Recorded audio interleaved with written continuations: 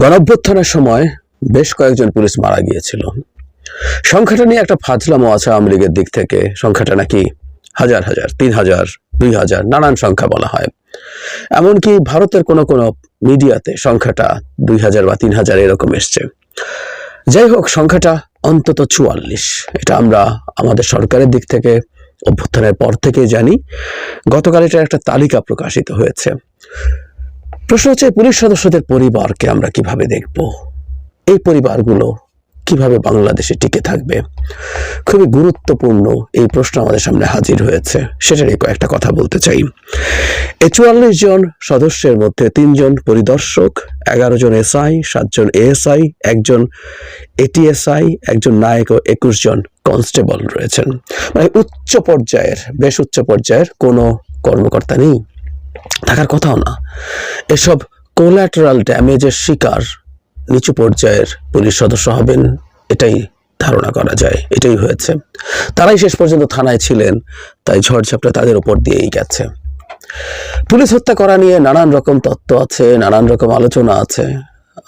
একটা গণঅভ্যুত্থানে ঠিক সবকিছু নিয়ম নৈতিকতা এর মধ্য দিয়ে হয় না।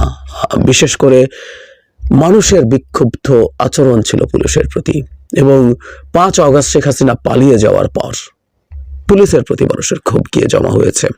পুলিশকে আক্রমণ করা কিন্তু নিজের জীবন বিপন্ন হতে পারে, তারপরও মানুষ থানা ঘেরাও করেছে, ঘেরাও করে বসে থেকেছে, গুলি খেয়েছে, মরেছে। তারপর একটা সুবিধাজনক সময়ে হামলা করে পুলিশকে হত্যা করেছে একেবারে সাধারণ মানুষরা। শেখ হাসিনার শাসন বোঝানোর জন্য এই ঘটনা একটা বিরাট সিগন্যাল। কি হয়েছিল সে সময়? একটা পর্যায়ে এসে আওয়ামী লীগকে দিয়ে যতটা না হয়রানি করা হয়েছে, পুলিশকে দিয়ে তার বহুগুণ বেশি সেটা করা হয়েছে। এবং পুলিশের এই হয়রানি হামলা শুধুমাত্র বিরোধী পক্ষ দমন করার জন্য না, এই অজুহাতে সাধারণ মানুষের উপর চরম নিপীড়ন চালানো হয়েছিল।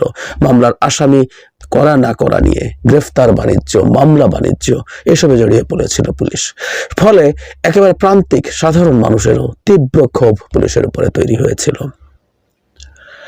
আমি আশা করি এই ঘটনা থেকে পুলিশ শিক্ষা নিয়েছে, আশা করি, যদিও আমি নিশ্চিত নই শিক্ষা নেবে কিনা।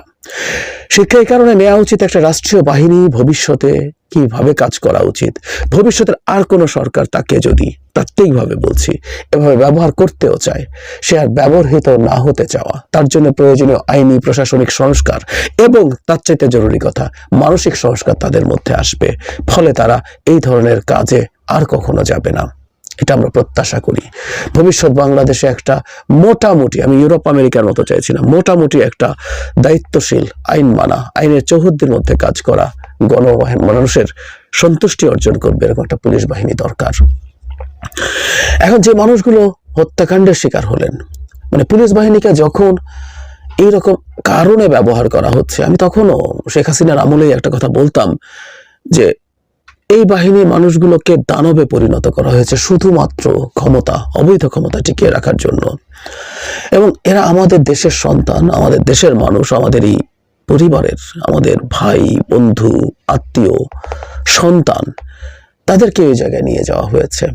ফলে এটা আমাদের জন্য একটা কষ্টেরও জায়গা ছিল। আমাদের ক্রুদ্ধতা যেমন ছিল, ক্ষোভ যেমন ছিল, কষ্টেরও জায়গা ছিল। এই মানুষগুলোকে আমাদের বিরুদ্ধে লেলিয়ে দেয়া হয়েছে। পুলিশ যেভাবে গণঅভ্যুত্থানের সময় আমাদের সাথে যেভাবে আচরণ করেছে, প্রশ্ন জেগেছে, এরা কি আমাদেরই সন্তান? কিন্তু হ্যাঁ, এরা আমাদের সন্তান। যে পুলিশ গণঅভ্যুত্থানে মারা গেল, আমি জানি না কাদের অনেক সম্পদের মধ্যে জড়ো করেছেন। বিশেষ করে কর্মকর্তা পর্যায়ে যারা আছেন তাদের একটা অংশ হয়তো বহু টাকা কামিয়েছেন, আমি জানি না, আমি না জেনেই বলছি।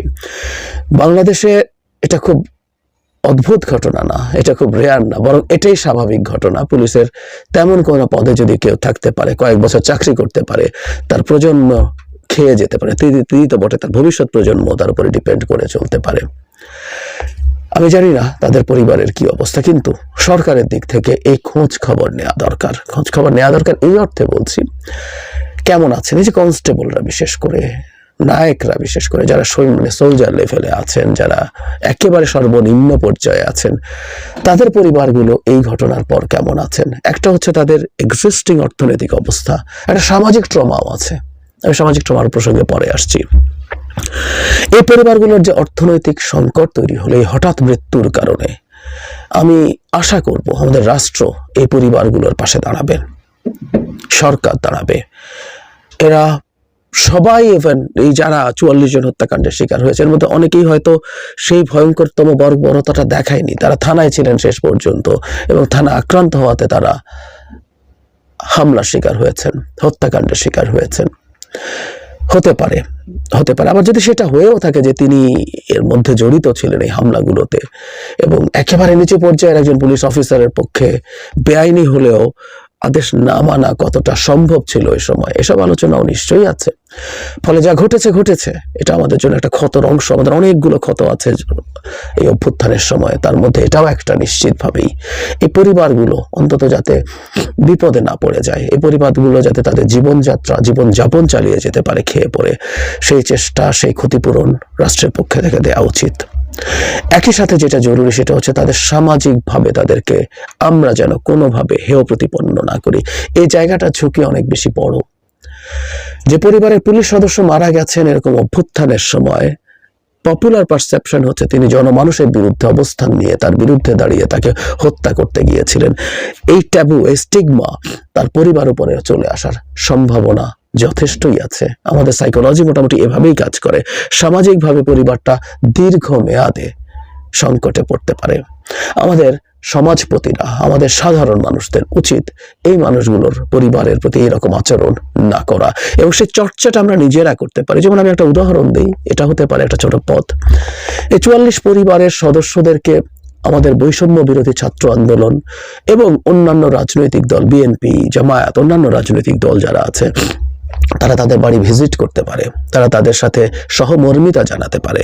এতে তাদেরকে আমাদের সমাজের অংশ হিসেবে নিয়ে নেওয়ার মধ্যে একটা নতুন ভাবে সেই চর্চা শুরু হতে পারে। এই পরিবারগুলো, এমনকি তাত্ত্বিকভাবে যদি ধরে নেই যে কোনো পুলিশ সদস্য ভয়ঙ্কর রকম বর্বরতা, অসভ্যতা দেখিয়েছেন, তারপরও তার পরিবার ডিজার্ভ করেন না যে তারা নিগৃহীত হবেন, তারা অসম্মানের শিকার হবেন। সো এই চর্চাটা মানুষ নিজে গিয়ে তাদেরকে এই এন্ডোর্সমেন্টের মাধ্যমে শুরু করতে পারেন। আমাদের অভ্যুত্থানের সময়ের যে কতগুলো ক্ষত রয়েছে সেই ক্ষতগুলোকে আমরা যতটা সম্ভব উপশম করা, যতটা সম্ভব নিরাময় করার চেষ্টা আমাদের দিক থেকে হওয়া উচিত। আমরা একটা নতুন বাংলাদেশ দেখতে চাই, যে বাংলাদেশ ইনক্লুসিভ, যে বাংলাদেশ আমরা সব মানুষকে একত্র করতে চেষ্টা করব।